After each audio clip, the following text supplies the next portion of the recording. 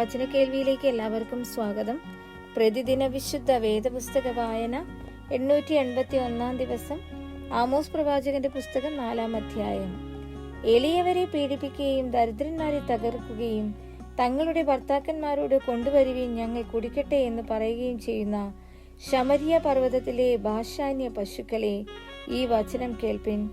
ഞാൻ നിങ്ങളെ കൊളുത്തുകൊണ്ടും നിങ്ങളുടെ സന്തതിയെ ചൂണ്ടൽ കൊണ്ടും പിടിച്ചു കൊണ്ടുപോകുന്ന കാലം നിങ്ങൾക്ക് വരുമെന്ന് യഹോവയായ കർത്താവ് തന്റെ വിശുദ്ധിയെ ചൊല്ലി സത്യം ചെയ്തിരിക്കുന്നു. അപ്പോൾ നിങ്ങൾ ഓരോരുത്തി നേരെ മുൻപോട്ട് മതിൽ പിളർപ്പുകളിൽ കൂടി പുറത്തു ചെല്ലുകയും റിമ്മോനെ എറിഞ്ഞുകളയുകയും ചെയ്യുമെന്ന് യഹോവയുടെ അരുളപ്പാട്. ബേഥേലിൽ ചെന്ന് അതിക്രമം ചെയ്യുവിൻ, ഗിൽഗാലിൽ ചെന്ന് അതിക്രമം വർദ്ധിപ്പിപ്പിൻ. രാവിലെ തോറും നിങ്ങളുടെ ഹനനയാഗങ്ങളെയും 3-ാം നാൾ തോറും നിങ്ങളുടെ ദശാംശങ്ങളെയും കൊണ്ടു ചെല്ലുവിൻ. പുളിച്ച മാവ് കൊണ്ടുള്ള സ്തോത്രയാഗം അർപ്പിപ്പിൻ. സ്വമേധാർപ്പിതങ്ങളെ ഘോഷിച്ച് പ്രസിദ്ധമാക്കുവിൻ. അങ്ങനെയല്ലോ ഇസ്രായേൽ മക്കളെ നിങ്ങൾക്ക് ഇഷ്ടമായിരിക്കുന്നത് എന്ന് യഹോവയായ കർത്താവിന്റെ അരുളപ്പാട്. നിങ്ങളുടെ എല്ലാ പട്ടണങ്ങളിലും ഞാൻ നിങ്ങൾക്ക് പല്ലിന്റെ വെടിപ്പും എല്ലാ ഇടങ്ങളിലും അപ്പത്തിന്റെ കുറവും വരുത്തിയിട്ടും നിങ്ങൾ എങ്കിലേക്ക് തിരിഞ്ഞില്ല എന്ന് യഹോവയുടെ അരുളപ്പാട്. കൊയ്ത്തിന് ഇനി 3 മാസമുള്ളപ്പോൾ ഞാൻ നിങ്ങൾക്ക് മഴ മുടക്കിക്കളഞ്ഞു.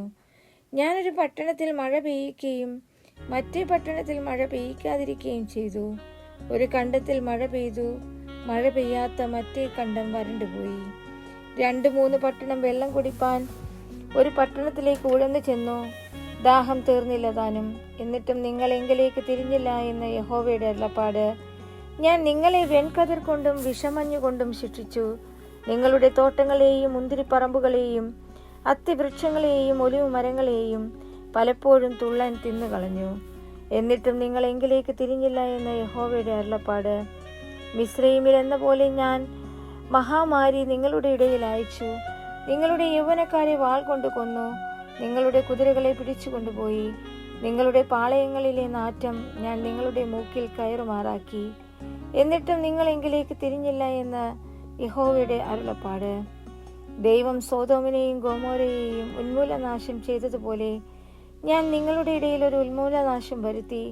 നിങ്ങൾ കത്തുന്ന തീയിൽ നിന്ന് വലിച്ചെടുക്കപ്പെട്ട ഒരു കൊള്ളി പോലെയായിരുന്നു.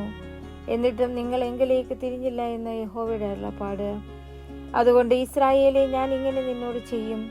ഇസ്രായേലെ, ഞാൻ ഇത് നിന്നോട് ചെയ്യുവാൻ പോകുന്നത് കൊണ്ട് നിന്റെ ദൈവത്തെ എതിരേൽപ്പാൻ ഒരുങ്ങിക്കൊള്ളുക.